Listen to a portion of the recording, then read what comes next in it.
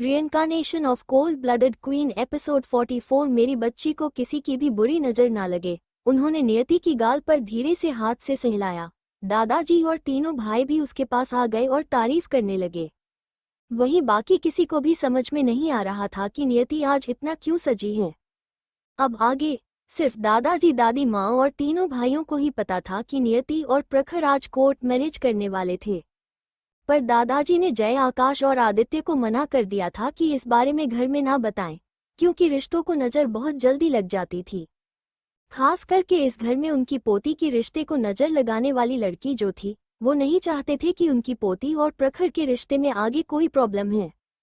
प्रखर ने कल रात ही फ़ोन करके उनसे इजाज़त मांग ली थी नियति से शादी करने की, इसलिए दादाजी और दादी माँ को कोई भी दिक्कत नहीं थी। वैसे भी प्रखर एक बहुत अच्छा लड़का था, वह हमेशा उनकी पोती को प्रोटेक्ट करके रखेगा और इतना प्यार भी करता है, उन्हें और क्या चाहिए। नियति ने दोनों की पैर छू लिए। वहीं नियति को आज इतनी खूबसूरत देखकर रूही और नेहा को जलन हो रही थी। दादी माँ ने प्यार से उसकी सिर को सहलाया और उसे रोक दिया और बोली, हमेशा खुश रहो मेरी बच्ची। दादाजी ने भी प्यार से उसकी सिर को सहलाया। आज उनकी पोती की जिंदगी से पूरी तरह से एक नया इंसान जुड़ने वाला था। वो रीति रिवाज से शादी करवाना चाहते थे, पर नियति सिर्फ 18 साल की थी। वो उसकी स्टडी कंप्लीट होने तक वेट करने वाले थे। नियति ने सिर हिला दिया। जय, आकाश और आदित्य भी नियति के साथ जाने वाले थे। वो चारों डे से ही बाहर जाने वाले थे। शिखा जी जो अब तक पीछे खड़ी देख रही थी, वो हिम्मत करके बोली, नियति आप चारों कहाँ जा रहे हैं? कम से कम ब्रेकफास्ट करके जाओ तुम चारों। उनकी टोकने की वजह से दादी माँ चीड़ गई और बोली, सीखा बहू, क्या तुम्हें पीछे से रोकने की आदत हो चुकी है? क्या तुम्हें यह नहीं पता है कि जब कोई किसी शुभ काम के लिए जाता है तो उसे पीछे से टोकना नहीं चाहिए? और वो बाहर ब्रेकफास्ट कर लेंगे, तुम्हें उनकी चिंता करने की कोई जरूरत नहीं है। आप चारों जाओ, बीच में रोककर पीछे मुड़ना अशुभ होता है। नियति और तीनों भाई ने कुछ नहीं कहा और बाहर चले गए। वहीं सीखा जी की आंखों में आंसू आ गया। उन्हें तो बस चिंता हो रही थी कि नियति बिना कुछ खाए चली गई तो उसे बाद में कहीं भूख लगे, इसलिए उन्होंने पूछ लिया ताकि वो चारों खाना खाकर जाए। क्या इसमें भी माँ का गुस्सा होना जरूरी था? रूही जो गुस्से और जलन से उबाल रही थी, उसे ये एक अच्छा मौका लगा फिर से अपनी मॉम को अपनी साइड करने का, इसलिए वो दुखी होकर बोली, दादी माँ, मोम को तो बस नियति की चिंता हो रही थी, इसलिए उन्होंने पूछ लिया। प्लीज आप मोम पर ज्यादा गुस्सा मत कीजिए। दादी माँ ने गुस्से से रूही को देखा और बोली, तुम अपनी ये नाटक अपनी बेवकूफ़ माँ बाप के लिए बचा कर रखो। मेरे सामने ये नाटक करने की कोई ज़रूरत नहीं है लड़की। इतना कहकर वो दादाजी के साथ वहाँ से डाइनिंग टेबल की तरफ बढ़ गए। उन्हें खाना खाकर मेडिसिन भी लेनी थी। दादाजी की तो मेडिसिन कंटिन्यूअस चलती रहती थी और दादी माँ को भी नियति ने कुछ मेडिसिन प्रिपेयर करके दिया था जो उन्हें हेल्दी रख सकता था, और अपनी पोती की स्ट्रिक्ट रूल उन्हें अच्छी तरह से याद था। वही रूही जानना चाहती थी कि आखिर नियति कहाँ गई है, पर वो किससे पूछे उसे समझ नहीं आ रहा था। उसने मासूमियत से शिखा जी को देखा। उसने अपनी मॉम के लिए स्टैंड लिया, तो अब तो जरूर उसकी मोम खुश होंगी। अब उसकी मोम समझ जाएगी कि नियति और उसके बीच कौन बेहतर है और कौन उनकी अच्छी बेटी है, कौन उनके लिए स्टैंड ले सकती है। पर शिखा जी ने बस उसे नफरत और गुस्से से देखा। पता नहीं क्यों अब उन्हें रूही और खुद से नफरत हो रही थी। बचपन में उन्होंने नियत के साथ जो भी गलत किया था, अन्याय किया था, उसके लिए वो खुद से नफरत करती थी, और उन्होंने जो भी किया था सब कुछ विपुल जी और रूही से जुड़ा हुआ था, इसलिए वो रूही से भी थोड़ा गुस्सा रहने लगी थी, या यूं कहें अब उन्हें रूही से थोड़ी नफरत होने लगी थी। जबकि रूही और विपुल जी से ज्यादा गलती उनकी खुद की थी।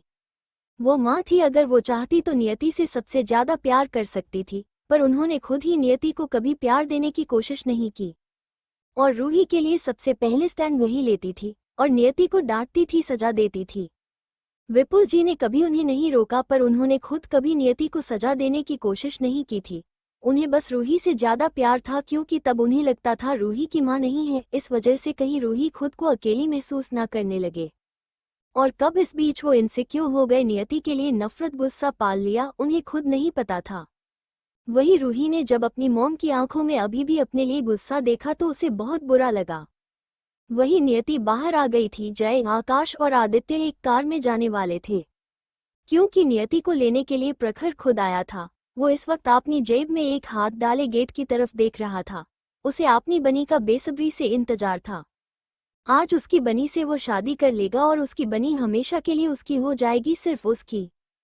तभी गेट ओपन हुआ और नियति बाहर आए। नियति को देखते ही प्रखर का दिल जोरों से धड़कने लगा। ऐसा लग रहा था जैसे अभी उछलकर बाहर आ जाना चाहता हो।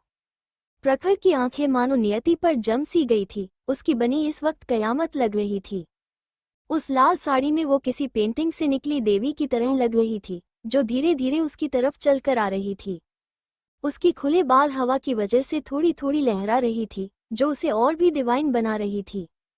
उसकी ब्लू ओशियन जैसी आंखों में काजल किसी समुंदर की गहराई जैसी लग रही थी, और उसकी नेचुरल चेरी जैसे रेड होंठों पर रेड लिपस्टिक और भी कमाल लग रहा था।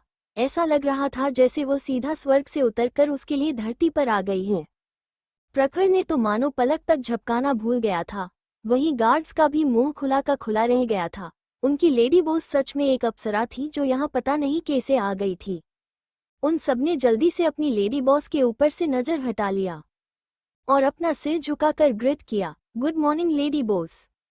उन सब ने आज से पहले अपनी लेडी बॉस जितनी खूबसूरत लड़की कभी नहीं देखा था। उन कथाकथित स्टार जो मूवी इंडस्ट्री में काम करते थे वो भी उनकी लेडी बॉस के साथ कंपेयर करने के लायक नहीं थे। पर वो अपनी लेडी बॉस को नहीं देख सकते थे, वरना क्या पता उनके बॉस अगले ही पल उनकी आंखें निकाल दे। उन्हें अपने बॉस की पजेसिवनेस के बारे में अच्छी तरह से पता था। उनके बॉस उनकी लेडी बॉस को लेकर पूरी तरह से पागल थे। उन सब की आवाज में प्रखर अपने सेंस में आया। नियति इस वक्त ठीक उसके सामने खड़ी थी। प्रखर ने जल्दी से नियति को हग करके अपनी बाहों में छुपा लिया और उसकी गाल पर प्यार से किस करके बोला, तुम आज कयामत लग रही हो बनी। मुझे लगता है मेरा दिल बाहर निकल आएगा। जरा सुनो मेरी उन धड़कन जो कह रहा है जल्दी से तुम्हें अपना बना लूं और छुपा लूं, तुम्हें अपनी बाहों में अपनी दुनिया में कैद कर लूं। मैं खुद को रोक नहीं पा रहा हूं बनी, मुझे अभी तुम्हें पूरी तरह से अपना बना लेने का मन कर रहा है। नियति ने सिर उठाकर प्रखर की आंखों में देखा और उसकी सीने में सिर रख के बोली, अगर आपने मुझे अच्छे से देख लिया तो क्या अब हम चले? हाँ, मैंने आपने लॉयर को फोन किया था, उसने सब कुछ रेडी कर दिया है। तभी जय का कार बाहर आया। आकाश और आदित्य भी कार में बैठे हुए थे। जय ने विंडो डाउन किया और बोला, क्या यहीं खड़ा होकर रोमांस करना है या आप दोनों को शादी करने भी जाना है जीजा जी? प्रखर उन तीनों को देखा और बोला, मुझे भी जल्दी है पर अपनी बनी को देखकर मैं रुकने पर मजबूर हो गया। इतना कहकर उसने नियति की हाथ पकड़कर उसे कार में बैठा दिया।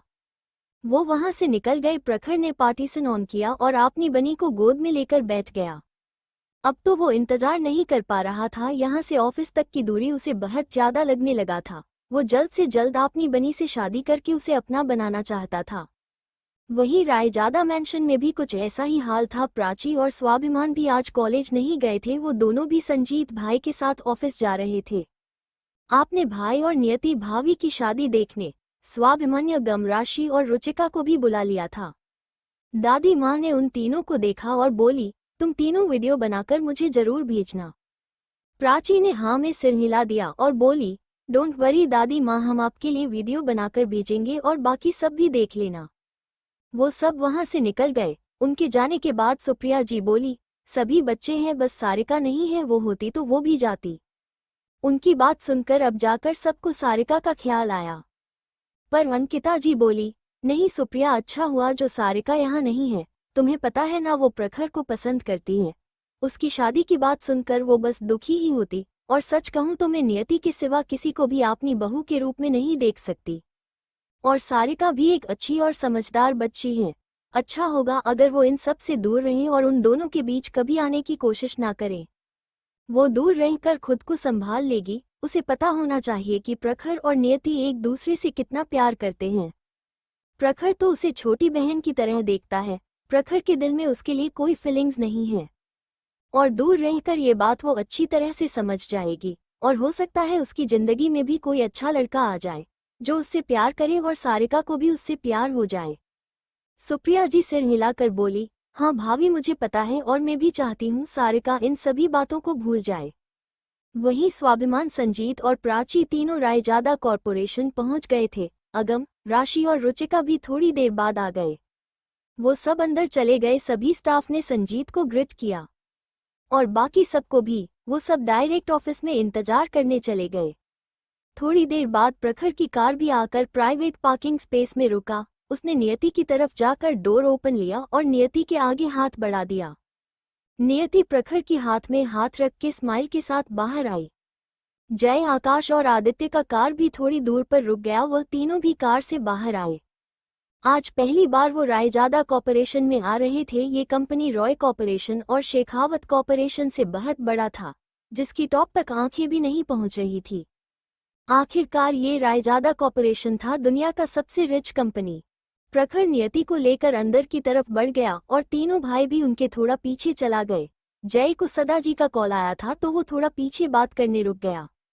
वही डे से ही प्रखर और नियति ऑफिस में एंटर हुई। ग्राउंड फ्लोर में जितने भी एम्प्लॉयज थे सब उनकी तरफ देखने लगे। उसके बॉस ने तो हमेशा की तरह आज भी मास्क पहना हुआ था, पर जब सभी एम्प्लॉय की नज़र नियति पर पड़ी वो सब तो डे से नज़र हटाना भी भूल गए। उन्हें ऐसा लगा जैसे उनके दिल की धड़कन तेज रफ्तार से भाग रहा हो।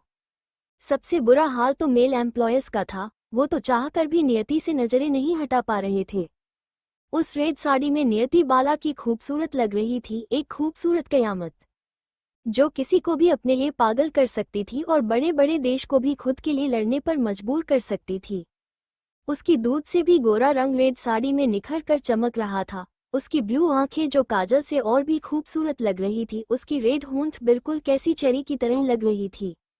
उसकी फेशियल फीचर्स डे से भगवान ने फुर्सत में तरासा हो और उस संगमरमर से तरासी हुई खूबसूरत बला को कहीं नजर ना लग जाए, इसलिए भगवान ने शायद उसकी होठों के नीचे काला तिल को नजर का टीका बनाकर रख दिया था। पिछली बार जब नियति यहाँ आई थी तब प्रखर ने बस कुछ सेकंड के लिए उसकी मास्क उतारा था और किस करके फिर से मास्क पहने दिया था, इसलिए किसी ने भी ठीक से नियति का चेहरा नहीं देखा था। पर आज नियत ने मास्क नहीं पहनना था तो वो अपने सामने आ रही अप्सरा से भी ज्यादा खूबसूरत लड़की को अच्छे से देख पा रहे थे। लड़के तो लड़के, लड़कियां भी इस वक्त नियति पर से अपनी नजरें नहीं हटा पा रही थी। नियति इस वक्त स्वर्ग से उतरी किसी अप्सरा से भी ज्यादा खूबसूरत लग रही थी। ऐसा लग रहा था जैसे ये लड़की किसी खूबसूरत पेंटिंग से निकालकर बाहर आ गई है। उन्होंने आज तक इतनी खूबसूरत लड़की कभी नहीं देखा था। वो सच में किसी कयामत की तरह लग रही थी, बला की खूबसूरत। लड़के तो डे से महसूस कर रहे थे उनका दिल जोरों से धड़क रहा है। ऐसा लग रहा था जैसे वो फिर से प्यार में पड़ गए हो। नियति की हद से खूबसूरती किसी बसंत की हवा की झोंके की तरह था जो आपने साथ खुशियां भी लाता था। डे से उसे देखते ही फूल खिल उठते, पर साथ ही उसके आसपास एक ठंडा ऑरा था, कोई बर्फ की देवी हो जो दूसरों को उसके पास आने से रोकता था। वही जब प्रखर ने देखा तब उसकी बनी को किस तरह से देख रहे हैं तो उसकी आंखें ठंडी हो गई। खास करके लड़कों की नज़र अपनी बनी पर वो बर्दाश्त नहीं कर पा रहा था। उसने अपनी खतरनाक आंखों से सबको घूर कर देखा। डे से अगर अगले ही पल उन लोगों ने उसकी बनी पर से नज़र नहीं हटाया तो सबकी आंखें निकाल देगा। सभी मेल फीमेल एम्प्लॉयर्स जो नियति को देखने में खोए हुए थे, जब उन्हें महसूस हुआ कोई उन्हें बड़ी खतरनाक नज़रों से देख रहा है और उनका आसपास का टेम्परेचर और भी ठंडा होता जा रहा है, तो उन सबने ने सामने अपने डेविल बॉस को देखा। वो पाल के लिए अपने डेविल बॉस की नज़र को देखकर बुरी तरह से कांप गए, क्योंकि प्रखर की नज़र इस वक्त जैसे सुनहरी आग की तरह जल रही थी, पर उसका आसपास का ऑरा इतना ठंडा था कि मानो उन सबको जमाने के लिए काफ़ी था। प्रखर की नज़र इस वक्त बिल्कुल किसी शिकारी की तरह थी जो अपनी शिकार को देख रहा हो। वो सभी इतने डर गए कि सबने नज़रें झुका लिया। वो सब अपनी लेडी बॉस को देखकर अपनी मौत को नहीं बुला सकते थे। प्रखर ने जब सबको सिर झुकाते देखा तो नियति की कमर में हाथ डालकर अंदर चला गया। वो लिफ्ट में चले गए। जय, आकाश और आदित्य तीनों ने एक दूसरे को देखा। मतलब ये सभी एम्प्लॉय उनके जीजू से इतना डरते हैं कि एक नज़र देखते ही इन सब ने सर झुका लिया। वो सब भी जल्दी से जाकर लिफ्ट में घुस गए। उनके जाने के बाद ही सब ने सिर ऊपर लिया और बात करने लगे। अरे यार, ये बॉस की नज़रें कितनी ज़्यादा खतरनाक हैं। मुझे तो ऐसा लग रहा था जैसे कोई खूंखार जानवर मुझे घूर कर देख रहा हो। जैसे मैं उसका शिकार हूँ। हाँ, सही कहा। वैसे वो हमारी होने वाली लेडी बॉस ही थी ना? एक फीमेल एम्प्लॉय ने पूछा। तो उसके पास खड़ी एक एम्प्लॉय बोला, हाँ, उस दिन बॉस ने भले ही लेडी बॉस को जल्दी मास्क पहने दिया था, पर ये वही थी। सबकी देखने में गलत ही नहीं हो सकती, और हमारी लेडी बॉस तो किसी अप्सरा से भी ज़्यादा खूबसूरत है। उन्हें एक नज़र देखने के बाद कोई कैसे भूल सकता है? तभी उस एम्प्लॉय की गर्लफ्रेंड जो पीछे खड़ी थी उसके पास आकर बोली, अच्छा, तो तुम अभी तक लेडी बॉस को भूल नहीं पाई हो? तो फिर आज से मेरे पास मत आना, बदतमीज इंसान। अपनी गर्लफ्रेंड की बात सुनकर वो लड़का होश में आया और बोला, अरे बेबी, तुम मुझे गलत समझ रही हो। मैंने तो बस ऐसे ही कहा, वैसे भी हमारी लेडी बॉस हमारे बॉस के लिए परफेक्ट है। मैं तो तुमसे ही प्यार करता हूँ, प्लीज गुस्सा मत करो। मैं अब से किसी भी लड़की को नहीं देखूंगा, चाहे वो कितनी भी खूबसूरत हो, ठीक है? वो अपनी गर्लफ्रेंड को मनाने के लिए उसके पीछे पीछे भाग गया। वहीं उनकी नोकझोंक देखकर सब हंस रहे थे। एक और एम्प्लॉय बोली, वैसे मुझे लगता है मैंने अपनी लेडी बॉस को कहीं पर देखा है। बली सब भी यही सोच रहे थे। तभी एक एम्प्लॉय बोला, अरे याद आया, क्या हमारी लेडी बॉस मिस निया नहीं है? वो इंटरनेशनल चैंपियन रेसर जो 3 सालों से लगातार इंटरनेशनल चैंपियनशिप जीत रही है। अब जाकर सबको याद आया कि ये कौन है। अरे यार, लेडी बॉस सामने से तो और भी ज्यादा खूबसूरत लग रही है। लाइव से ज्यादा तो वो रियल में ही खूबसूरत लग रही है, इसलिए शायद मैं जल्दी पहचान नहीं पाया। हाँ, तुमने सही कहा, लेडी बॉस सच में लाइव से भी रियल में देखने से ज्यादा खूबसूरत लग रही है। मैंने आज तक इतनी खूबसूरत लड़की कभी नहीं देखी। यहाँ तक कि फिल्म इंडस्ट्री की बड़ी बड़ी एक्ट्रेस लेडी बॉस के सामने कुछ भी नहीं है। तभी राका अंदर आया। जैसे ही उसने सुना ये लोग लेडी बॉस के बारे में बात कर रहे हैं, उसने उन्हें घूरते हुए बोला, तुम सब यहाँ खड़े होकर गॉसिप करने आए हो क्या? जो अपना काम करो। राका को देखकर सबने सिर हिला दिया और वहां से जल्दी से अपने डेस्क पर चले गए। राका के पीछे प्रमित, अरहान और अरमान खड़े थे। वो राका के साथ लिफ्ट की तरफ चले गए। वहीं ऊपर प्रखर के केबिन में इस वक्त सब बैठे हुए बातें कर रहे थे। वहीं प्रखर नियति के पास बैठा हुआ था। उसने नियति के हाथ को पकड़ रखा था और उसे किसी से भी बात नहीं करने दे रहा था, क्योंकि उसे अपने भाई और बहन से भी जलन हो रही थी। वही कियान जो बाद में आया था, वो सबको घूरते हुए देख रहा था।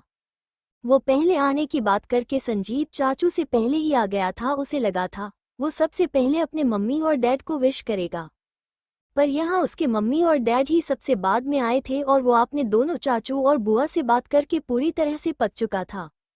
और अब जन उसकी मम्मी आ गई है तो उसके डैड उसे अपनी मम्मी से बात नहीं करने दे रहे थे। कियान को ऐसा लग रहा था जैसे उसके साथ सब कुछ गलत हो रहा है। वो जाकर नियति के सामने खड़ा हो गया और उसकी गोद में सिर रख दिया। उसकी पैरों को पकड़ लिया और रोने लगा। उसे इस तरह से रोते देख सब हैरान हो गए। उन्हें समझ में नहीं आ रहा था कि ये बच्चा क्यों रो रहा है। नियति को कियान को रोते देख बहुत बेचैनी महसूस हो रही थी। कियान को रोते देखा उसे बिल्कुल भी अच्छा नहीं लग रहा था। उसने कियान को गोद में उठाकर बैठा दिया और पूछा, क्या हुआ बच्चा? क्या किसी ने आपको कुछ कहा या डांटा? मम्मी से कहो बच्चा, आप क्यों रो रहे हो?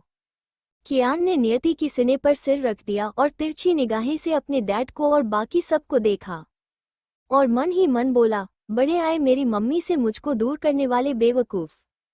फिर वो उदास और रोती हुई आवाज में बोला, मैं यहाँ सबसे पहले आया था मम्मी, मैं आपका इंतजार कर रहा था, पर डैड अब आपको मुझसे बात नहीं करने दे रहे थे, हमें मिलने भी नहीं दे रहे थे, इसीलिए मुझे रोना आ गया। मम्मी, कियान आपसे बहुत प्यार करता है, इसलिए आप उसे छोड़कर कभी कहीं मत जाना।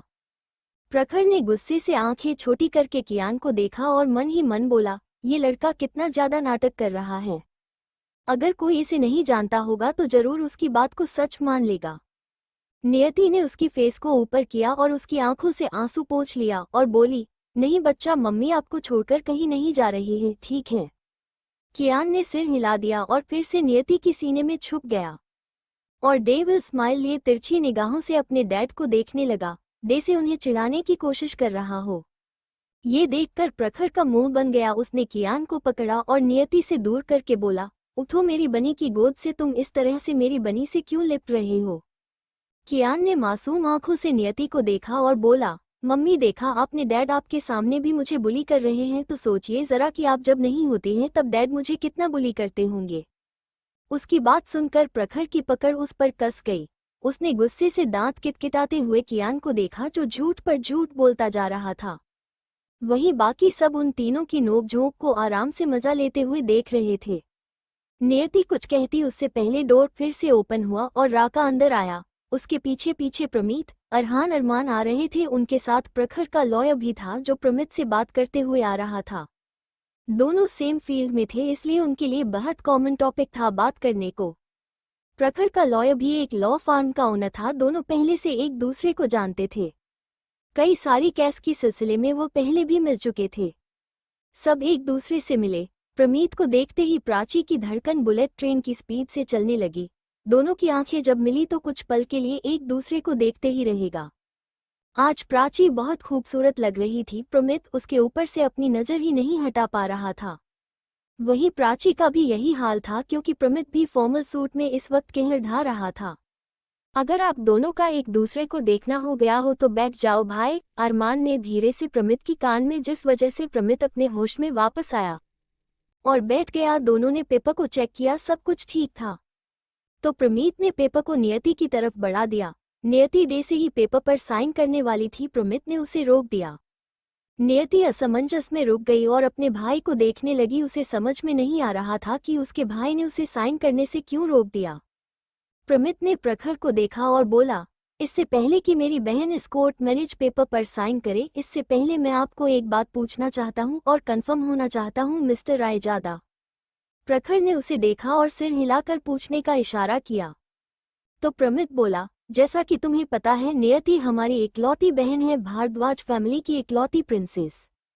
और तुम्हें इस बात का भी पता होना चाहिए कि हम सब अपनी प्रिंसेस के लिए कुछ भी कर सकते हैं।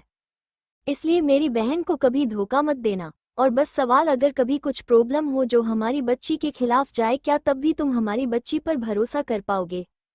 क्या कोई भी चांस है कि तुम्हारी जिंदगी में मेरी बहन की जगह कोई और आ सकता है? प्रखर ने नियति को देखा और उसकी हाथ को पकड़ लिया और बोला, नहीं, कभी नहीं। मेरी बनी की जगह मेरी जिंदगी में कोई नहीं ले सकता, कोई भी नहीं, उसके सिवा कोई और मेरी जिंदगी में कभी नहीं आ सकता है। और रही अपनी बनी पर भरोसा करने के बाद, तो चाहे पूरी दुनिया मेरी बनी के खिलाफ हो जाए, पर मुझे अपनी बनी पर हमेशा भरोसा रहेगा। और जिस दिन मैंने अपनी बनी को चीट करने की कोशिश की, उस दिन मैं तुम्हारे सामने रहूंगा। तुम चाहे तो मुझे मार सकते हो, मैं तुम्हें नहीं रोकूंगा, क्योंकि अगर कभी ऐसा हुआ तो मेरे लिए जिंदा रहने का कोई मतलब नहीं रह जाएगा। चाहे मेरे सामने कोई भी हो, मेरी नज़रें हमेशा अपनी बनी को ही ढूंढेंगी, उसके सिवा मेरी नज़र किसी लड़की की तरफ कभी नहीं जा सकती। प्रखर और नियति इस वक्त एक दूसरे को प्यार से देख रहे थे। वहीं उनके इस प्यार मूवमेंट को स्वाभिमान, प्राची और अगम राशि चारों अपनी कैमरा में कैद कर रहे थे। इस वक्त वो वीडियो शूटिंग कर रहे थे। ठीक है, जो आपने कहा है उसे अच्छी तरह से याद रखना मिस्टर रायजादा, क्योंकि अगर मेरी बनी को शादी के बाद आपने दर्द दिया या उसे धोखा देने की कोशिश की तो पूरा भारद्वाज फैमिली आपसे आखिर तक लड़ेगा। उसने उन दोनों को एक दूसरे को प्यार से देखते हुए देखा तो उसकी होठों पर भी स्माइल आ गई। वहीं राका तन में दोनों ने एक दूसरे को देखा। परसों उनकी लेडी बस कितनी ज्यादा गुस्सा थी और आज बॉस और लेडी बॉस की शादी हो रही थी। नियति ने पेपर पर साइन किया। ये देखकर प्रखर की आंखों में चमक आ गई, उसकी होठों पर स्माइल आ गया और फिर प्रखर ने भी पेपर पर जल्दी से साइन कर दिया। उसने इतनी जल्दी साइन किया कि ऐसा लग रहा था जैसे पेपर कहीं भाग कर चला जाएगा, इसलिए प्रखर इतनी जल्दी साइन कर रहा है। सबको प्रखर की नियति से शादी के लिए उतावलापन को देखकर हंसी आ रही थी। प्रखर ने चमकती हुई आंखों से पेपर को देखा और प्रमित को देखा और बोला, अब तो तुम ऑफिशियली मेरे साले हो ना, तो जल्दी इसे लो और रजिस्टर करवा दो। सब प्रखर की एक्साइटमेंट को अच्छी तरह से देख रहे थे। प्रमित ने अवाक होकर उसे देखा। शादी होते ही लहजा बदल गया जीजा का। तभी राका जल्दी से फूल निकालकर आपने बॉस और लेडी बॉस के ऊपर फेंकने लगा जो वो लेकर आया था। कंग्रेचुलेशन बॉस, लेडी बॉस, आप दोनों को शादी की बहुत बहुत बधाइयां। राका ने जबरदस्ती तन्मय के हाथ में भी फूल पकड़ा दिया। बोला, देख क्या रहे हो बॉस, लेडी बॉस पर फूल फेंको। क्या तुमने टीवी में नहीं देखा, शादी के बाद ऐसे ही सब बर कन्या के ऊपर फूल फेंकते हैं। उसकी बात सुनकर सबने उसे अजीब नजरों से देखा। फूल तो रीति रिवाज से शादी होने पर फेंकते हैं, ये तो कोर्ट मैरिज था, कोर्ट मैरिज में कौन फूल फेंकते हैं। तन्मय धीरे से बोला। तो राका उसे अजीब तरह से देखते हुए बोला, तो क्या हुआ, अगर ये सिर्फ कोर्ट मैरिज है तो हमारे बॉस का कोर्ट मैरिज भी ग्रैंड होना चाहिए। वहीं प्रखर ने नियति की सिर पर पड़ रहे फूल को धीरे धीरे हटाया। तभी राका ने जल्दी से जबरदस्ती सबके हाथ में फूल पकड़ा दिया और फिर कंग्रेचुलेशन बोलने लगा। बाकी सबने सिर हिला दिया, पर सबने भी उनके ऊपर फूल फेंककर कंग्रेचुलेशन कहा। और इस बार कियान सबसे आगे था। वो इस वक्त सबसे ज्यादा खुश था और अपनी मम्मी और डैड के गोद में बैठकर उन्हें कंग्रेचुलेशन और फूल उसके ऊपर भी पड़ रहा था। वो प्यार से अपनी मोम की फेस और सिर से फूलों को हटा रहा था ताकि कहीं गलती से फूल उसकी मम्मी की आंखों में ना चली जाए। वो अपने डैड को फॉलो कर रहा था ताकि उसकी मम्मी के दिल में उसकी जगह डैड से कहीं कमजोर ना हो जाए। प्रखर इस वक्त बहुत खुश था, आज उसका सपना पूरा हो चुका था। जब से उसकी यादें उसे मिली थी वो इस दिन का ही इंतजार कर रहा था। उसने नियति को हग कर लिया। कियान को अपने डैड की हाथ की वजह से मम्मी की गोद में बैठने से असुविधा महसूस हो रही थी। प्रखर और नियति ने सबको थैंक यू कहा उनके कंग्रेचुलेशन करने के लिए। सिर्फ प्रखर ही नहीं बल्कि नियति भी इस वक्त बहुत ज्यादा खुश थी क्योंकि उसे प्रखर मिल गया था। उसने जिंदगी में पहली बार प्यार किया था और उसका प्यार उसे मिल चुका था। थोड़ी देर वो सब बैठकर बातें करने लगे। तन्वी ने जल्दी से उन सब के लिए कॉफी, चाय और स्नैक्स ऑर्डर कर दिया। वही सब एक मुझसे बात कर रहे थे तो बाकी प्राची, स्वाभिमान, अगम, राशि, रुचिका अपनी फोन में प्रखर और नियति की कपल फोटो ले रहे थे। वो उन दोनों को अलग अलग पोज देने के लिए कह रहे थे। कभी वो उन दोनों को अपनी रिंग दिखाकर, अपनी एंगेजमेंट रिंग दिखाकर पोज लेने के लिए कह रहे थे, तो कभी उनकी कोर्ट मैरिज की पेपर्स को हाथ में लेकर फोटो लेने के लिए कह रहे थे। कुछ फोटो में कियान भी उनकी गोद में था। वही सबने मिलकर भी प्रखर और नियत के साथ कुछ सेल्फी लिया। सब खुश थे। कुछ फोटो में प्रखर और नियति के चेहरे पर ज्यादा कोई एक्सप्रेशन नहीं था, फिर भी फोटो में सबको उनकी आंखों में खुशी की चमक दिखाई दे रही थी। और कुछ फोटो में दोनों दूसरे को प्यार से देख रहे थे और स्माइल कर रहे थे। संजीत बोला, मैंने कभी सोचा नहीं था कि मैं अपने भाई को कभी स्माइल करते हुए देख पाऊंगा। उसने इतना कहकर रुचिका के हाथ को प्यार से पकड़ लिया। रुचिका ने हैरान होकर उसे देखा। जब से वो आई थी संजीत उसे देख रहे थे, पर रुचिका जानबूझकर उनकी नजरों को अवॉइड कर रही थी। उसने नहीं सोचा था कि इस तरह से वो उसकी हाथ को पकड़ लेंगे। आपने गलती से मेरे हाथ को पकड़ लिया है, रुचिका ने धीरे से कहा। कुछ दिन से संजीत का बर्ताव उसके लिए बदल गया था। वो अगर कभी प्राची के साथ उसे देखते तो स्माइल करते और बात करने की कोशिश करते थे। उन्होंने कई बार उसे मैसेज भी किया था इन कुछ दिनों में। गुड मॉर्निंग, गुड नाइट की मैसेज संजीत की तरफ से अब उसे लगभग रोज मिल जाती थी।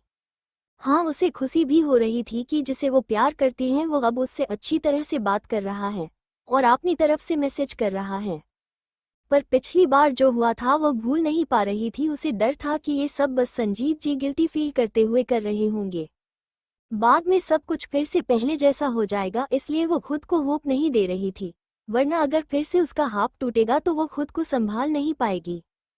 संजीत ने उसे देखा और प्यार से उसके हाथ को सहलाते हुए धीरे से बोला, गलती से नहीं, मैंने से देखकर पकड़ा है और कुल सही हाथ को पकड़ा है। मुझे पता है मैंने तुम्हारी हाथ थामने में शायद बहुत देर कर दी है, पर अब जब तुम्हारी हाथ को एक बार थाम लिया है तो भूल जाओ कि मैं तुम्हारे हाथ को कभी फिर छोड़ूंगा।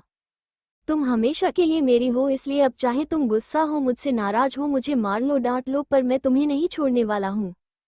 इस वक्त सब प्रखर और नियति की तरफ देख रहे थे और उनसे बात कर रहे थे। किसी की नज़र उन दोनों पर नहीं थी, इसलिए संजीत ने इस मौके का फायदा उठाकर रुचिका की गाल पर किस कर लिया। रुचिका तो मानो जमसी गौ थी। उसने हैरानी से संजीत को देखा। संजीत की बातें, उसका प्यार से हाथ को सहलाने और अब किस करना, सब कुछ रुचिका की दिल में हलचल मचा रहा था। उसे समझ में नहीं आ रहा था कि क्या हो रहा है, संजीत जी इतना क्यों बदल गए। संजीत उसकी फीलिंग्स को अच्छी तरह से समझ पा रहा था, इसलिए वो झुककर धीरे से बोला, सोने की जरूरत नहीं है बेबी, आज शाम को मुझे ब्लू सीन रेस्टोरेंट में मिलो। तुम्हें तुम्हारी हर सवाल का जवाब दूंगा, बस आज के बाद से मुझसे दूर जाने की कोशिश मत करना। रुचिका ने थोड़ा असमंजस और परेशान होकर उसे देखा और हाथ छुड़ाते हुए हाँ में सिर हिला दिया। ठीक है, मैं मिलने आऊंगी, क्या अब आप मेरी हाथ छोड़ सकते हैं। संजीत ने उसकी हाथ को छोड़ दिया और शांत होकर बैठ गया। ठीक है, अब जब आप दोनों की शादी हो चुकी है तो आप दोनों साथ में कुछ वक्त बिताओ, प्रमित बोला, क्योंकि केस के सिलसिले में कोर्ट जाना था और वहां पर वो प्रखर और नियति की मैरिज रजिस्ट्रेशन भी करवा देगा। बाकी सब भी जाने वाले थे, वो इन दोनों को डिस्टर्ब नहीं करना चाहते थे। जय बोला, हम सब भी चलेंगे, यहाँ रहकर क्या ही करेंगे। फिर नियति की तरफ देखकर बोला, लिटिल सिस्टर, क्या हम तीनों आज एसोसिएशन में जाकर ट्रक पर किस कर सकते हैं। नियति ने हाँ में सिर हिला दिया। हाँ, आज वहाँ कोई रेस नहीं है, इसलिए आप तीनों वहाँ पर आराम से प्रैक्टिस कर सकते हैं और वहाँ पर मेरे टीम की सभी रेसर भी होंगे, अगर कोई प्रॉब्लम होगा तो वह देख लेंगे। जय, आकाश और आदित्य ने हाँ में सिर हिला दिया। तभी स्वाभिमान और अगम भी उनके साथ जाने के लिए बोले तो नियति ने उन्हें भी जाने की परमिशन दे दिया। तो वो दोनों भी खुश हो गए और उनके साथ चले गए। तो अरमान और अरहान भी कहाँ पीछे रहने वाला थे, आज तो वो वैसे भी कॉलेज नहीं जाने वाले थे, इसलिए वह भी उनके साथ चले गए। कियान अभी जाना नहीं चाहता था, पर प्रखर आज अपनी बनी के साथ कुछ स्पेशल टाइम बताना चाहता था, इसलिए उसने संजीत को कियान और प्राची को घर छोड़कर आने के लिए कहा। नियति ने कियान को देखा जो जाने के लिए बिल्कुल भी तैयार नहीं लग रहा था। ऐसा लग रहा था जैसे अगर किसी ने उसके साथ जबरदस्ती की तो अभी रो देगा। नियति ने उसे देखा और बोली, बच्चे को रहने दीजिए ना, जान देखिए वो कितना मायूस है, वैसे भी वो हमेशा घर पर ही रहता है, अभी यहीं रहने दीजिए, बाद में संजीत भाई या राका उसे घर छोड़ देंगे। प्रखर ने कियान को देखा जो आंखों में आंसू ले अपनी मॉम को देख रहा था, पर अगर अच्छी तरह से जानता था कि उसका बेटा इस वक्त क्या सोच रहा होगा। जरूर वो दिल ही दिल में ये कहते हुए उसका मजाक उड़ा रहा होगा कि देखिए डैड, मम्मी आपसे ज्यादा मुझसे प्यार करती है। पर प्रखर कुछ नहीं कर सकता था अपनी बनी के आगे, इसलिए उसने हार मान लिया। तो प्राची बोली, मैं अकेली चली जाऊंगी भाई, ड्राइवर के साथ आपको चलने की जरूरत नहीं है।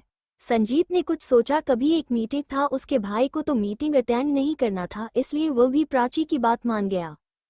प्राची वहां से गिफ्ट की तरफ चली गई, वही संजीत राका और तन्मय के साथ रूम की तरफ बढ़ गया।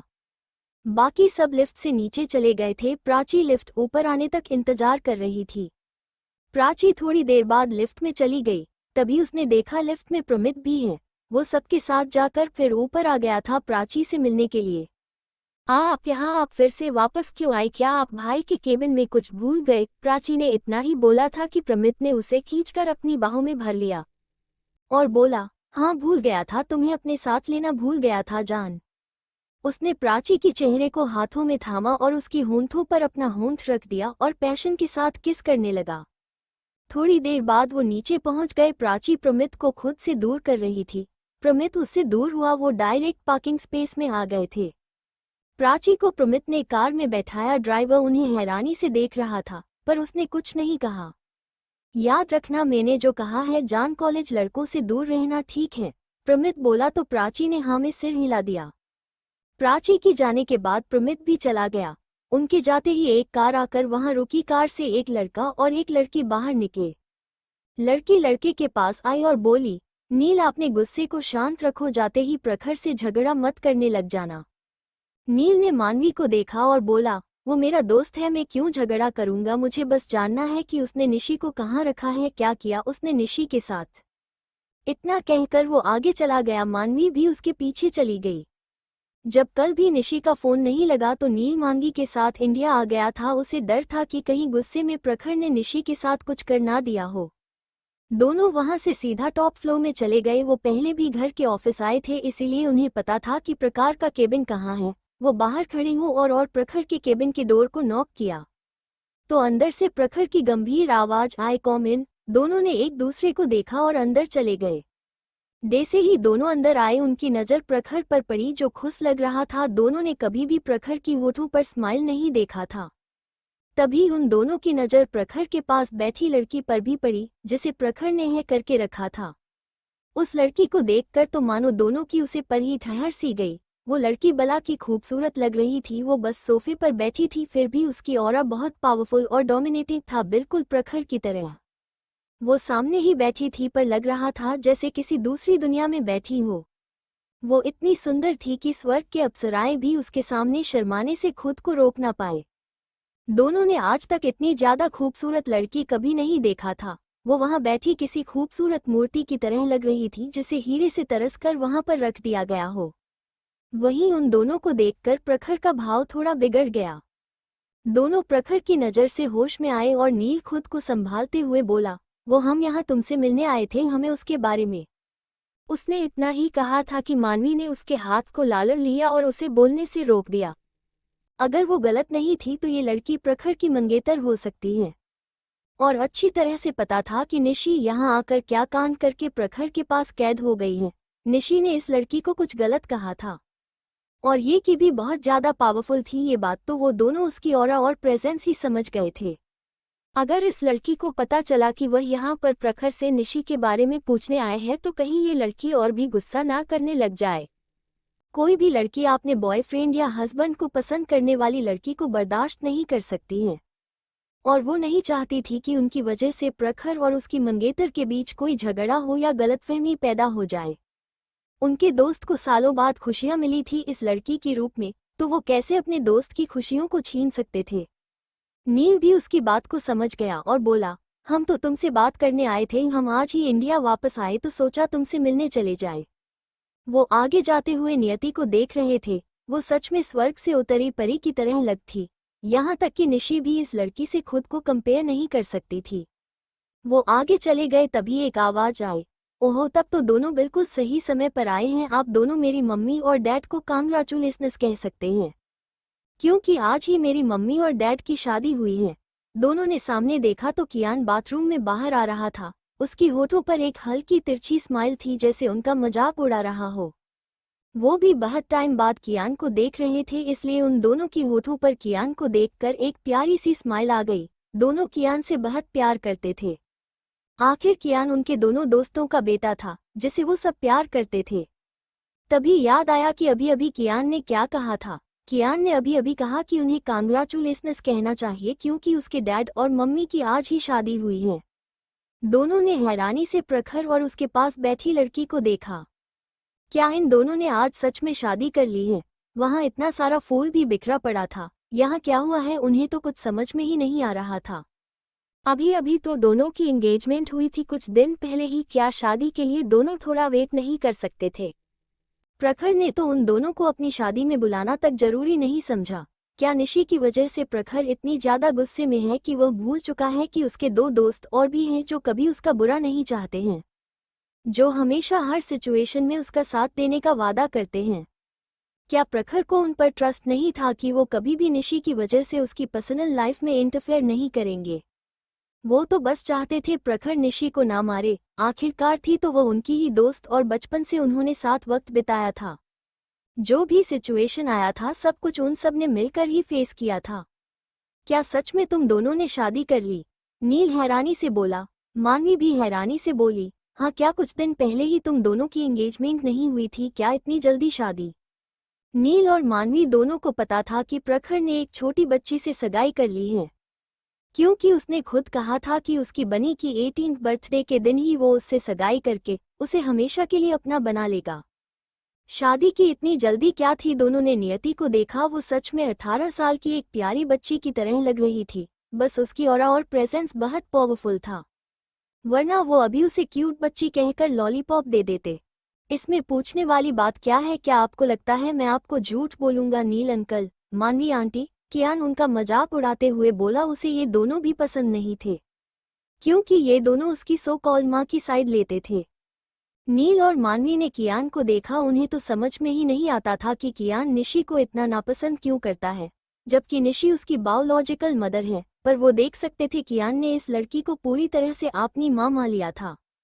उनके लिए तो ये किसी झटके से कम नहीं था। जो बच्चा अपनी खुद की माँ को कभी माँ नहीं कहता है, वो इस लड़की से इतना प्यार क्यों करता है? जो भी हो, अगर कियान ने उसे मम्मी मान लिया है तो अच्छी बात है।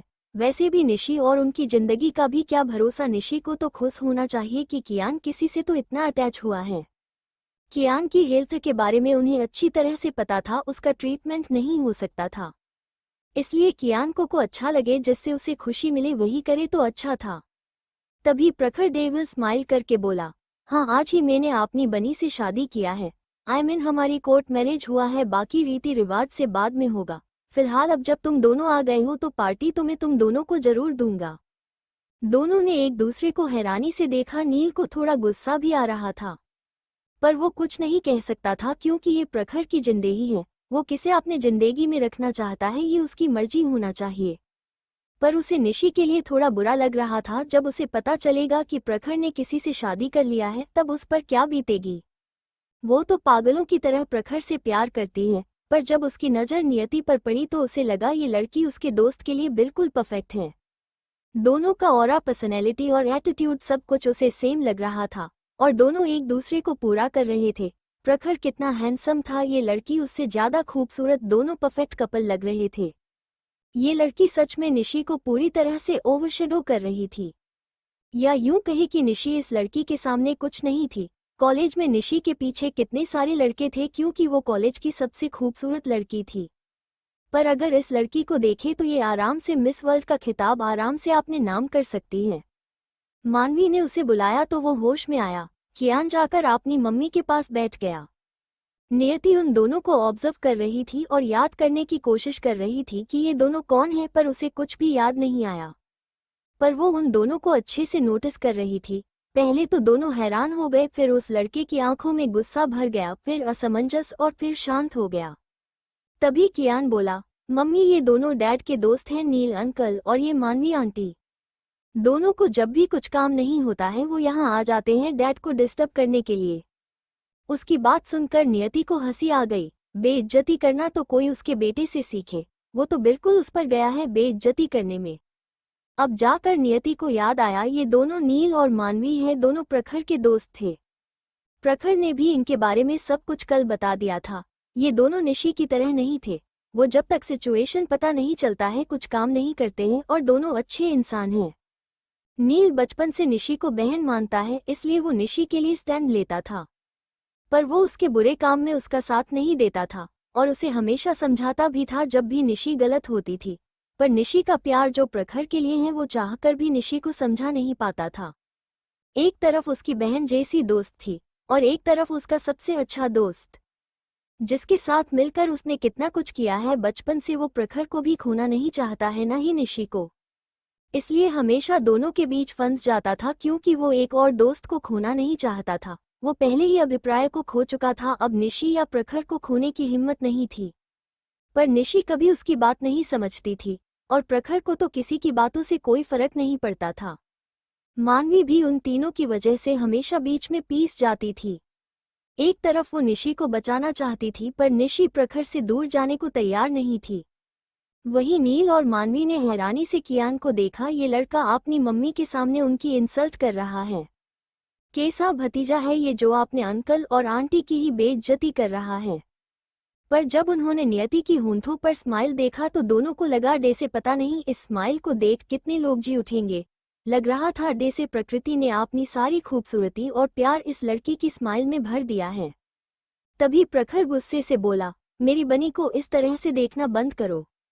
दोनों ने चौंक कर प्रखर को देखा जो गुस्से से आग बबूला लग रहा था। ऐसा लग रहा था जैसे अभी उन दोनों के साथ लड़ने लग जाएगा। उसके चेहरे पर जलन साफ साफ नजर आ रही थी। क्या उन्होंने सिर्फ उसकी बनी को देखा इसलिए वो इतना जलन से गुस्सा हो गया? उनका दोस्त तो लगता है इस लड़की के प्यार में पूरी तरह से पागल हो चुका है, जो इस तरह से बिहेव कर रहा है। इतना जलन उन्होंने पहले तो कभी उसकी चेहरे पर नहीं देखा था। नील के चेहरे पर तो तिरछी स्माइल आ गई। उसे तो ये बात और भी मजेदार लग रही थी। उसने नियति को देखा जो उन्हें ही देख रही थी। उसने उसे देख स्माइल किया और बोला, हेलो बनी जी। तभी प्रखर गुस्से से बोला, तेरी हिम्मत कैसे हुई मेरी बनी को बनी कहीं मार बुलाने की? उसे बनी सिर्फ मैं ही बुला सकता हूँ, कोई और नहीं, इसलिए खुद की बात को करेक्शन कर भाभी बोल मेरी बीबी को। प्रखर का गुस्सा देखकर नील को और भी मजा आ रहा था। अरे वाह, सच में उसका दोस्त तो हद से ज्यादा जेलस है। कोई बात नहीं, वो तो उसे और भी ज्यादा जेलस फील करवाएगा। नील ने उसे इग्नोर किया और उसी स्माइल के साथ नियाई को देख बोली, वो एक्चुअली मुझे आपका नाम नहीं पता है बनी, आई मीन भावी। वो तो प्रखर मुझे आपका नाम बनी बनी कहता है, इसलिए मुझे लगा कहीं आपका नाम सच में तो बनी नहीं है।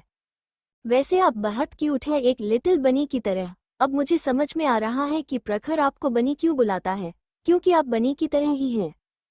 उसने तिरछी निगाहों से प्रखर को देखा जो गुस्से से अपना दांत किटकिटा रहा था। उसका ऐसा रिस्पॉन्स देखकर तो नील और भी ज्यादा खुश हो गया। वो पहले प्रखर को कितना भी चिढ़ाने की कोशिश करता था, पर प्रखर कभी नहीं चिढ़ता था, पर आज वो इस लड़की को देखने भर से चिढ़ रहा था। कितनी मजेदार बात थी। उसे तो अब नियति और भी पसंद आ रही थी। उसे लग रहा था ये लड़की उसके दोस्त को अब थोड़ा तो हंसना सिखा सकती थी और आपने एक्सप्रेशन को, फीलिंग्स को एक्सप्रेस करना सिखा सकती थी। नियति ने प्रखर को देखा और बोली, ओहो, तो मेरे हब्बी ने आपको नाम नहीं बताया। मैं नियति शेखावत हूँ। नियति ने स्माइल के साथ कहा तो प्रखर के दिल में डे से लड्डू फूटने लगा। वो हैरानी और प्यार से नियति को देखने लगा। उसकी बनी ने अभी अभी उसे हब्बी कहा। वो अपनी आंखों को मासूमियत से झपकाते हुए नियति को देखने लगा। वही नील और मानवी तो आज पहली बार प्रखर का इतना प्यारा साइड देख रहे थे। उन्हें नहीं पता था कि उनका डेविल दोस्त ऐसा मासूम बनने का भी एक्टिंग कर सकता है। ओहो, तो आप नियति भाभी हैं, नील बोला। तभी मानवी भी स्माइल करते हुए हाथ आगे बढ़ाते हुए बोली, हेलो नियति, में मानवी आपके हस्बैंड का दोस्त। नियति ने भी उससे हाथ मिला लिया और बोली, हाँ, इन्होंने बताया था आपके बारे में। तभी नील ने भी जानबूझकर नियति की हाथ को पकड़ किया और हाथ मिलाते हुए बोला, मैं आपका देवर नील, इसने मेरे बारे में भी बताया ही होगा ना। नियति ने हाँ में सिर हिला दिया। उसकी आंखें थोड़ी ठंडी हो गई। वो किसी लड़के के साथ हाथ नहीं मिलाती थी, खास करके फर्स्ट मीटिंग में, पर नील की तरफ से उसे कोई बुरा इंटेंशन महसूस नहीं हुआ। तभी प्रखर ने नील के हाथ को झटके से नियति की है से छुड़ा लिया और गुस्से से बोला, दूर से बात कर, मेरी बीबी की हाथ पकड़ने की जरूरत नहीं है। तभी कियान ने भी सेम टाइम पर नील की हाथ पर पंच किया और उसे आंखें दिखाते हुए बोला, मेरी मम्मी से आपने गंदे हाथ दूर रखिए अंकल। पता नहीं आपका हाथ क्लीन है भी या नहीं, मेरी मम्मी के हाथ पर जम्स आ जाएंगे। और मेरी मम्मी को सिर्फ मेरे डैड और मैं ही इतना क्लोज होकर हाथ मिला सकते हैं, इसलिए stay away from my mummy. प्रखर और कियान ने एक एक साइड से नियति को हग कर लिया। दे से नियति को अपनी ओर खींच रहे हो। नियति तो उनके बीच सैंडविच के बीच में चिपकी आलू बन गई थी। वहीं नील और मानवी इस वक्त पूरी तरह से हैरान थे। ये दोनों बाप बेटे नियति को लेकर कितना ज्यादा पोसेसिव हैं, ये उन्हें अच्छी तरह से समझ में आ रहा था। वहीं दूसरी तरफ प्रमित इस वक्त एक क्लाइंट से मिलने के लिए होटल आया था। वो डे से ही लिफ्ट में गया, तभी कोई और भी लिफ्ट में आ गया। दोनों फोन में बिजी थे, इसलिए एक दूसरे को अब तक दोनों ने देखा नहीं था। जब लिफ्ट बंद हो गई तब दोनों ने फोन रखा और डे से ही दोनों की नजरें एक दूसरे से मिली। दोनों की आंखों में गुस्सा उतर आया। तुम यहाँ क्या कर रहे हो, दोनों के मुंह से एक साथ निकला। प्रमित के सामने इस वक्त कोई और नहीं आहिर था। वो भी इस होटल में किसी मीटिंग के लिए आया था। प्रमित को देखकर उसे कुछ अतीत याद आने लगा, जिस वजह से उसकी आंखें गुस्से से लाल हो गई। दोनों दोस्त जो कभी जिगरी यार हुआ करते थे, इस वक्त एक दूसरे को गुस्से और नफरत से घूर रहे थे। डे से अगर अभी मौका मिला तो दोनों एक दूसरे की जान लेने से पहले पीछे नहीं हटेंगे। मुझे तो समझ नहीं आता कि नियति जैसी इतनी अच्छी लड़की तुम्हारी बहन कैसे हो सकती है, आहिर जहर उगलते हुए बोला। तो प्रमित भी गुस्से से बोला, मेरी बहन का नाम भी मत लेना, घटिया इंसान। उसकी बात सुन मार आहिर भी और गुस्सा हो गया और उसे घूरते हुए बोला, मैं घटिया इंसान हूँ। फिर हंसने लगा और बोला, मैं जैसा भी हूँ तुमसे तो बहुत अच्छा ही हूँ। क्या तुम्हारी बहन को पता है कि तुम कैसे इंसान हो? अगर उसे पता चलेगा कि तुमने क्या किया है और तुमने किस तरह से मुझे धोखा दिया, मुझसे मेरे प्यार और बहन को दूर कर दिया, वो भी तुमसे नफरत करेगी। लगता है अभी तक मिस नियति को पता ही नहीं है कि उसका बड़ा भाई जिसे वो इतना प्यार करता है वो कैसा इंसान है, जो अपने ही दोस्त के पीठ पीछे वार करता है।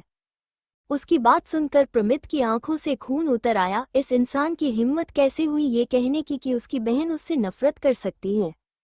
वो अपनी प्रिंसेस को सबसे ज्यादा प्यार करता है। जो भी उसकी बहन को उसके खिलाफ करने की कोशिश करेगा, उससे दूर करने की कोशिश करेगा, चाहे वो इंसान कोई भी क्यों ना हो। प्रमित उसे बिल्कुल भी नहीं छोड़ने वाला था।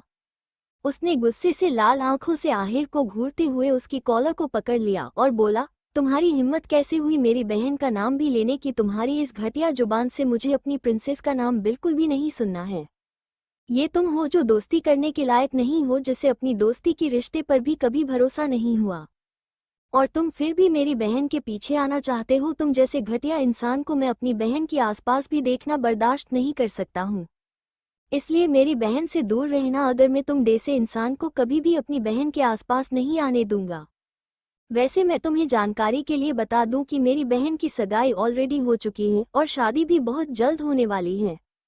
प्रमित ने इस बात को छुपा लिया कि नियति की कोर्ट मैरिज हो चुकी है, क्योंकि वो नहीं चाहता था कि अभी सब प्रखर रायजादा को बीबी के रूप में उसकी बहन को जाने। उसकी बहन की खुद की एक अलग आइडेंटिटी थी और एक पावरफुल बैकग्राउंड था। उसके पीछे हजारों दुश्मन पड़े हुए थे। अगर किसी भी तरह से सबको पता चल गया कि उसकी बहन मिस्टर प्रखर रायजादा की वाइफ है, तो प्रखर के दुश्मन भी उसकी बहन के पीछे पड़ जाएंगे और उसकी बहन की दुश्मन भी प्रखर के पीछे लग जाएंगे, ताकि दोनों को ब्लैकमेल करके अपना फायदा उठा सके और उसकी बहन से कुछ गलत काम करवा सके। ये उन दोनों के लिए ही बहुत बुरा होगा। और इसलिए प्रमित नहीं चाहता था कि अभी सबको पता चले। ये बात तो तुमने पहले भी कहा था कि मिस नियति की सगाई हो चुकी है, पर मुझे इससे कोई फर्क नहीं पड़ता। मुझे अच्छी तरह से पता है, अगर मैं पूरी कोशिश करूंगा, अपना सारा एफर्ट लगाऊंगा, तो आज नहीं तो कल नियति जरूर मुझे पसंद करेगी। आहिर ने भी गुस्से से प्रमित की कॉलर को पकड़ लिया। इस वक्त ऐसा लग रहा था जैसे दोनों जानी दुश्मन हो। अगर उनका कोई बहुत पुराना दोस्त उन्हें देख लेता तो उसे जरूर उन दोनों को इस तरह से एक दूसरे के कलर पकड़े हुए देखकर हैरानी होती, क्योंकि एक टाइम में दोनों जिगरी दोस्त थे, सब उनकी दोस्ती से जलते थे। क्या हुआ अगर उसकी एंगेजमेंट हो चुकी हो, तो आजकल तो शादी के बाद भी जल्दी डिवोर्स हो जाती है, और ये तो सिर्फ एक एंगेजमेंट है जो आराम से टूट सकती है। इसमें कौन सी बड़ी बात है। उसकी बात सुनकर प्रमित और भी गुस्से से आग बबूला हो गया और गुस्से से बोला, पर चाहे तुम कितना भी कोशिश कर लो, पर मेरी बहन तुम जैसे इंसान को कभी पसंद नहीं करेगी, क्योंकि वो अपनी मंगेतर से बहुत ज्यादा प्यार करती है, और मेरी बहन की होने वाले पति से तो तुम खुद को कभी कंपेयर नहीं कर सकते हो, क्योंकि वो रायजादा फैमिली से, और वो कोई और नहीं, मेरी प्रिंसेस का मंगेतर प्रखर रायजादा है। अब जाओ उससे लड़ो और देखो क्या तुम प्रखर रायजादा से उसकी मंगेतर को छीन सकते हो। वहीं आहिर उसकी बात सुनकर हैरान हो गया, क्योंकि उसे पहले से ही पता था कि नियति की एंगेजमेंट रायजादा फैमिली में से ही किसी के साथ हुई है, पर उसे ये ठीक से पता नहीं चला था कि वो प्रखर रायजादा ही है। रायजादा एक बड़ा प्लान था। उनके घर में संजीत और स्वाभिमान भी थे, और उनके कई सारी छोटे छोटे शाखा परिवार भी थे, इसलिए वो सच मानने से इनकार कर रहा था। वो ये सोचना भी नहीं चाहता था कि नियति की सगाई प्रखर रायजादा से हुई है। और क्या कहा तुमने? मेरी बहन जब सच्चाई जानेगी तो मुझसे नफरत करने लगेगी। मेरी प्रिंसेस मुझसे कभी भी नफरत नहीं कर सकती है। मेरी प्रिंसेस तुम्हारी तरह बेवकूफ नहीं है, जो वो किसी की भी कही सुनाई बातों पर भरोसा कर लेगी। ऐसा सिर्फ तुम जैसे घटिया और बेवकूफ इंसान ही करते हैं, जो दूसरों की बातें सुनकर शक करने लग जाते हैं। वैसे क्या कहा तुमने? मैंने तुम्हारे प्यार को तुमसे दूर कर दिया था। ये तो मुझे अच्छी तरह से दिख रहा है कि तुम्हारा प्यार कैसा है। अगर तुम उससे सच्चा प्यार करते तो उसके जाने के बाद तुम उस घटिया लड़की नोरा के साथ ऐसे कपल की तरह नहीं घूमते। वैसे मैंने तो ये भी सुना था कि तुम दोनों की शादी भी होने वाली है। वाह, ये कितना लॉयल प्यार है तुम्हारा, किसी और से शादी करने जा रहे हो, और अब मेरी बहन के पीछे पड़ना चाहते हो ताकि उसे इम्प्रेस करो, ताकि कल को उस लड़की की किस्मत भी मेरी बहन की तरह हो जाए। मैं ऐसा कभी भी नहीं होने दूंगा, समझे तुम? इतना कहकर प्रमित ने गुस्से से उसकी फेस पर पंच किया। आहिर, जो उसकी बात सुनकर पास्ट में खो गया था, उसको अतीत याद आ रहा था, और उसे याद करके आहिर की आंखों में भी खून उतर आया। मुझे धोखा देने के बाद तुम्हारे अंदर इतनी हिम्मत कहाँ से आई कि तुम मुझे ये ज्ञान दो कि मुझे किस पर भरोसा करना चाहिए और किस पर नहीं। उसने भी प्रमित की फेस पर एक पंच जड़ दिया। कुछ ही देर में दोनों लिफ्ट में ही फाइट करने लगे। दोनों ने ये भी ध्यान नहीं दिया कि लिफ्ट रुक चुकी है, और बाहर एक दो लोग जो लिफ्ट के लिए इंतजार कर रहे थे, उन दोनों को ऐसे फाइट करते देखकर हैरान थे। ऐसा लग रहा था जैसे दो जानी दुश्मन खजाने के लिए लड़ रहे हो। तभी प्रमित और आहिर के एक गार्ड जो दूसरी लिफ्ट से ऊपर आए थे, जब लिफ्ट से बाहर आकर आपने दोनों बॉस को लड़ते हुए देखा तो हैरान हो गए और उन्हें बुलाए। बॉस, क्या कुछ दिक्कत है? हम सॉल्व कर देंगे। फिर दोनों ने एक दूसरे को देखा, फिर आपने बॉस को देखने लगे।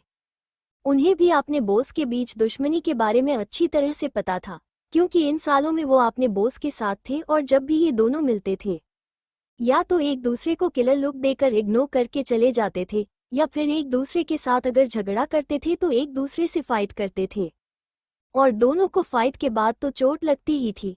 उनकी आवाज से दोनों होश में आए और गुस्से में एक दूसरे को घूर कर देखा। दोनों ने अपनी होंठों के कोने से खून साफ किया और एक दूसरे को गुस्से से घूरते हुए बाहर चले गए, क्योंकि बाहर कुछ और लोग भी आ गए थे जो शायद लिफ्ट यूज करना चाहते थे। अगली बार मेरे सामने मत आना, और अब से मेरी प्रिंसेस से अपनी ये नजरें दूर रखना, क्योंकि तुम किसी भी तरह से मेरी बहन के काबिल नहीं हो, प्रमित बोला और बाहर चला गया।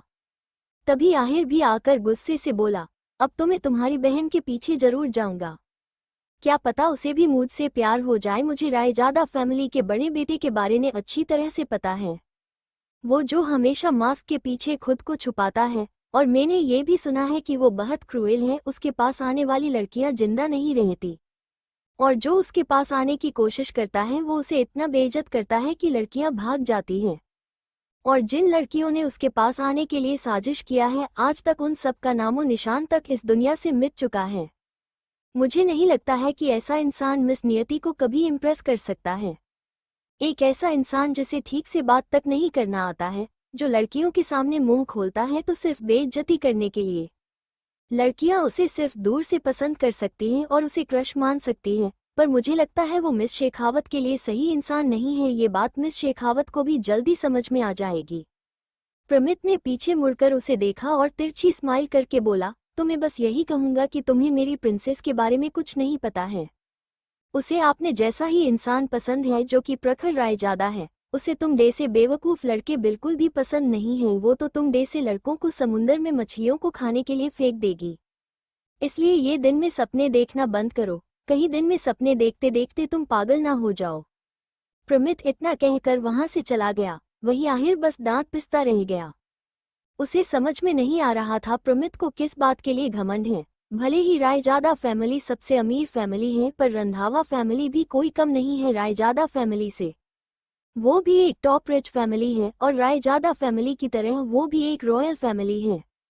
बात बस इतनी है कि सबकी अलग अलग पावर होती है। वैसे भी जैसे रायजादा फैमिली की बिजनेस में पकड़ मजबूत थी, उनकी फैमिली का पॉलिटिक्स में पकड़ मजबूत था और बिजनेस में भी वो दुनिया में टॉप पोजीशन में थे। फिर क्यों मिस नियति उसे पसंद नहीं कर सकती है? नहीं, वो कभी भी इतनी जल्दी हार नहीं मानने वाला था।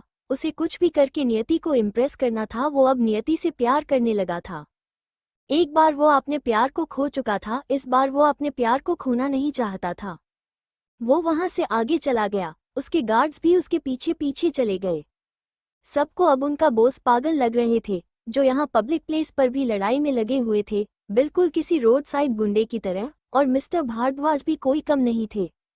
वो सब एक रूम में चले गए जहाँ पहले से ही कुछ लोग बैठे हुए थे। उन्हें देखकर आहिर ने मुंह सिकोड़ लिया। तभी एक लड़की भागकर आकर उसके गले से लग गई और बोली, आहिर बेबी तुम आ गए, मैं कब से तुम्हें फ़ोन ट्राई कर रही हूँ। और ये क्या है, ये चोट कहाँ से आया तुम्हारे चेहरे पर? ये कोई और नहीं नोरा थी जो फैमिली मीटिंग में आए। मीटिंग कल था पर आहिर नहीं आने वाला था, इसलिए कैंसिल करके आज रखा गया था। और आहिर को उसके दादाजी ने जबरदस्ती बुलाया था, इसलिए आहिर यहाँ आया था। उसने जल्दी से नोरा को खुद से दूर धक्का दे दिया। उसे नोरा का खुद से चिपकना बिल्कुल भी पसंद नहीं था। उसने ध्यान नहीं दिया नोरा को। उसने इतनी जोर से धक्का दिया कि वो पीछे डाइनिंग टेबल से जाकर टकरा गई। वहीं ये देखकर सब परेशान हो गए। नोरा की मॉम डैड दोनों खड़े हो गए और नोरा को संभाल लिया। आहिर के दादाजी धर्मेश रंधावा ने आहिर को थोड़ी सख्ती से देखा और बोले, ये कैसा बिहेवियर है आहिर? क्या आपको मैनर्स नहीं पता? आपने नोरा बेटी को क्यों धक्का दिया? अगर उसे ज्यादा लग जाती तो? आहिर ने अपने दादाजी को देखा जो थोड़े गुस्से में लग रहे थे और उनकी दादी माँ रेणुका जी उन्हें गुस्सा ना करने के लिए कह रही थी। उनके दूसरी तरफ उसके डैड पुनीत रंधावा और मोम प्रियंका रंधावा बैठे हुए थे। वो दोनों भी थोड़े नाखुश लग रहे थे। आहिर कभी उनकी बात नहीं सुनता था। उसने कहा नोरा उसकी गर्लफ्रेंड है, इसलिए उन्होंने एक और रॉयल फैमिली से आहिर का रिश्ता तोड़ दिया। जहां आहिर की शादी होने वाली थी बचपन से फिक्स था, और अब जब वो कह रहे थे नोरा से शादी कर ले तो भी मना कर रहा था, और सगाई करके नोरा को मंगेतर का हक देने से भी मना कर रहा था, जबकि पूरे बिजनेस वर्ल्ड को पता है कि नोरा आहिर की मंगेतर है। आहिर ने चिढ़ते हुए उन्हें देखा और बोला, दादाजी आपने ही मुझे जबरदस्ती यहाँ बुलाया था, वरना मुझे इन बकवास मैटर पर बात करने से ज्यादा जरूरी काम है। उसकी बात सुनकर आहिर के डैड पुनीत जी थोड़े गुस्से से बोले, आहिर तुम पापा से ये किस तरह से बात कर रहे हो? उन्होंने क्या गलत कहा और अभी तुम्हें क्या काम है? क्या कहीं जाकर तुम्हें फिर से रेसिंग करना था, या फिर बस लड़ाई झगड़ा करना था किसी के साथ जो अभी तुम करके आए हो? डैड प्लीज अब आप भी दादाजी की तरह बात मत कीजिए। दादाजी ने थोड़े गुस्से से उसे देखा और बोले, ठीक है तुम्हें काम था, पर तुम इसका गुस्सा नोरा पर नहीं निकाल सकते हो। और क्या तुम अपना मैनर्स भी भूल चुके हो? सामने क्या तुम्हें बड़ों को ग्रिट नहीं करना चाहिए? To be continued.